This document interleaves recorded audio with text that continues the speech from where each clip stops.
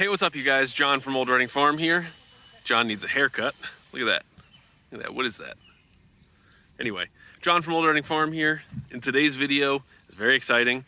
We're going to be putting together our Woodland Mills WG24 stump grinder. So we have been waiting for this for about 2 months now. You know, previously we had our buddy Mike use his excavator to rip out stumps that we had in the ground of trees that we took out, but that just left really big holes.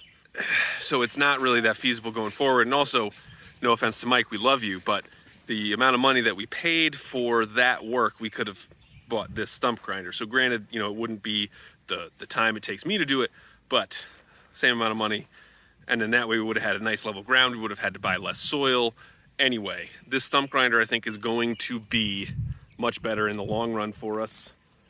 Because now if we take down any trees, we'll be able to just grind the stumps down and it'll be gone. And we also have this one stump that I know will be our first one.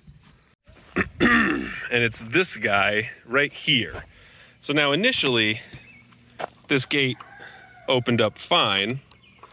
It wasn't a problem, but because, you know, past John, last year John didn't build this post with a support member, this big gate kind of sagged a little bit and it hits the stump. Now, you know, you can see I can lift this up and over, but this is probably going to be the first one to come out. Now, going to need to do some work to probably take some of the rocks out that are over here, because that'll be one problem. But this will be number one to come out. Anyways, I believe this comes pre-assembled from the factory. So we're just gonna go ahead and take the cardboard off and see what we got. Let's get started.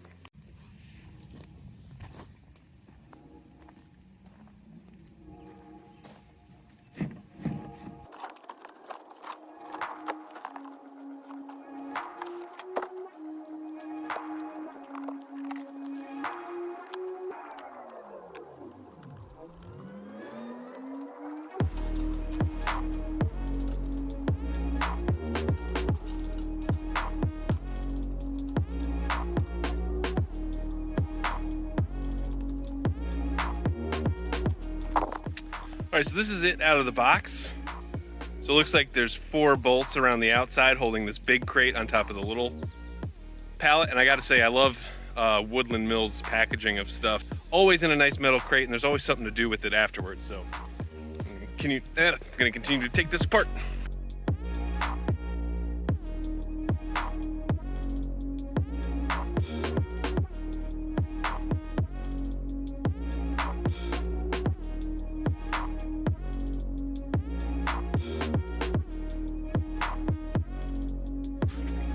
All right, so this is all taken apart. So this is nice because, so you can see, so these are the feet, you know, basically hold it up while you're not using it. And now I don't know if I'm gonna wanna use this bottom crate, because you see, those are the teeth and that's the flywheel. That's just kind of sits there. So I'll probably build something or just have a pallet that this can sit on. But so basically, so this is screwed, bolted to the base, which is nice, and this is a big heavy base, 500-pound shipping weight. So it's both smaller and bigger than I thought it would be. Like, I think overall it's pretty small, but I mean, then you look at these, well, I guess this is the other side, big bolts here, you know, so these are the teeth, which I guess there's some sort of carbide or whatever.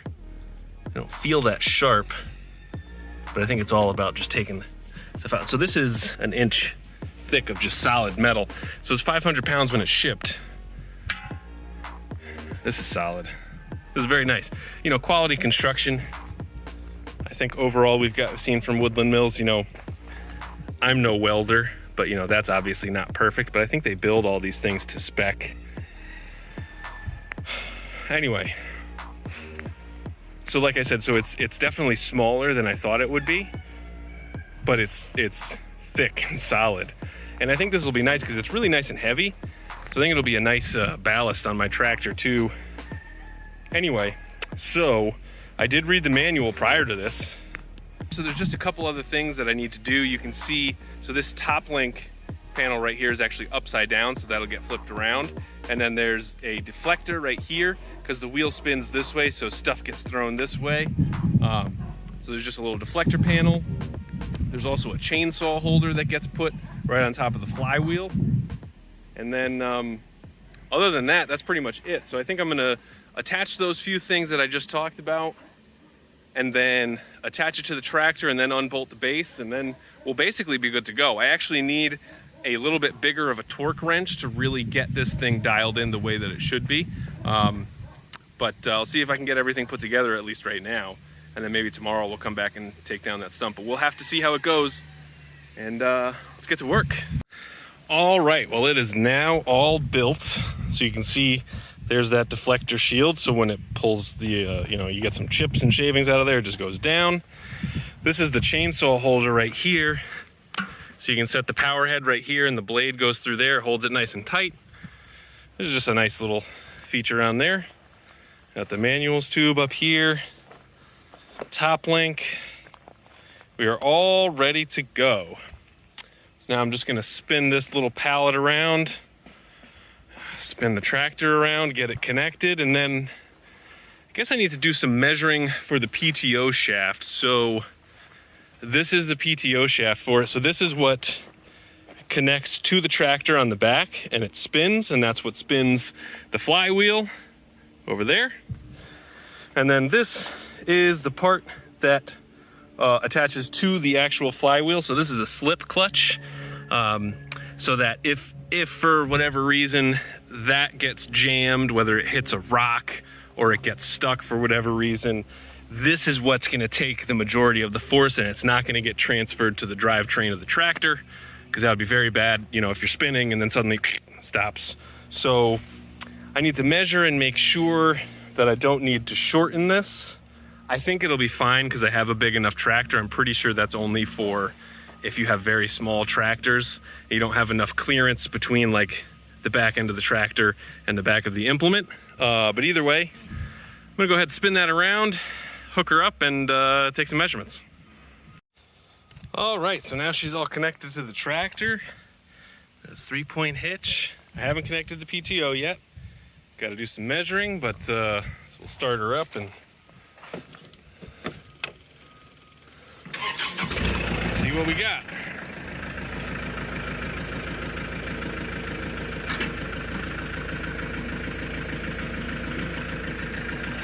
Yeah, I forgot I also need to take that off.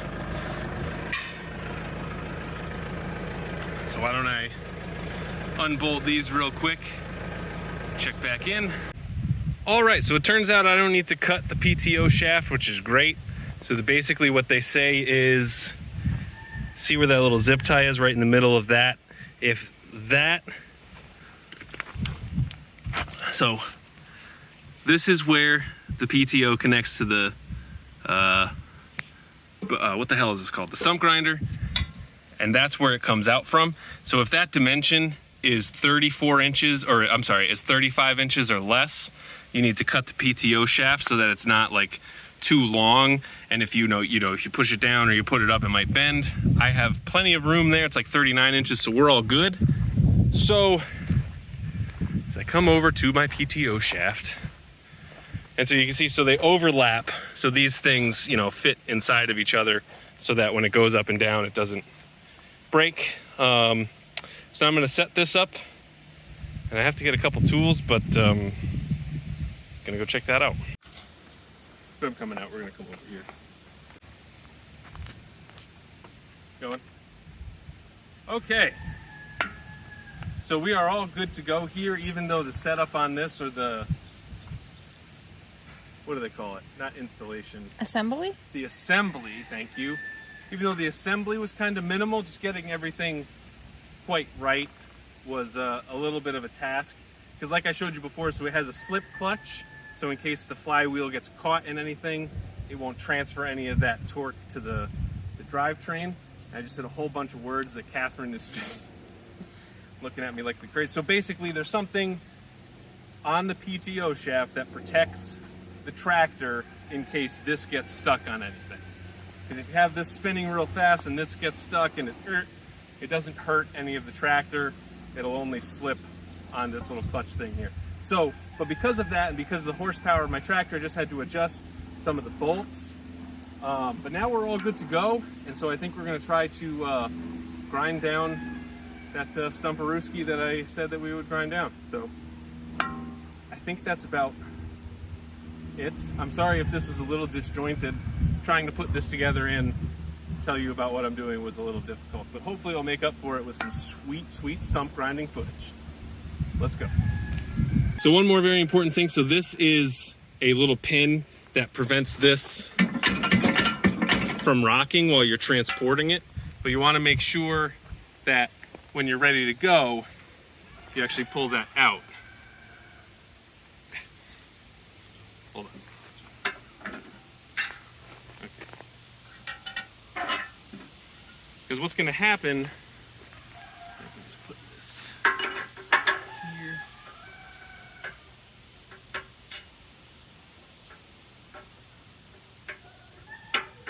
So what's going to happen is as I go through the stump, this will sort of lift up a little bit. And that's supposed to happen so that it kind of takes some of the stress off of the machine. So you just want to make sure you take that pin out, otherwise that won't work. Okay, that's it.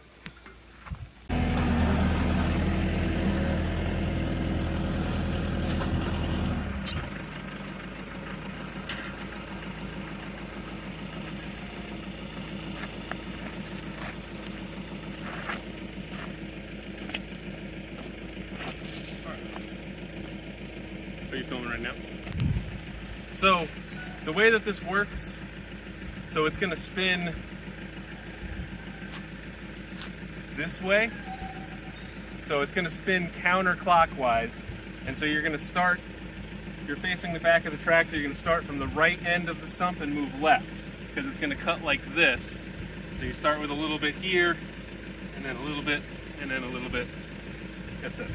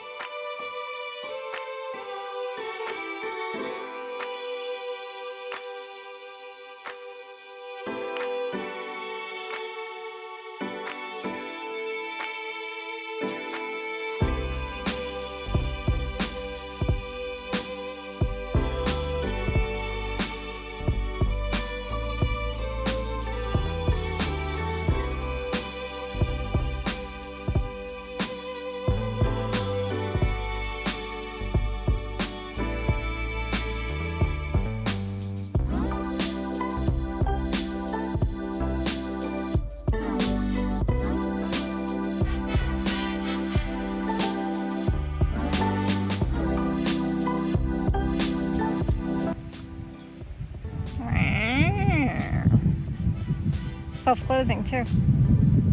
Planned it that way.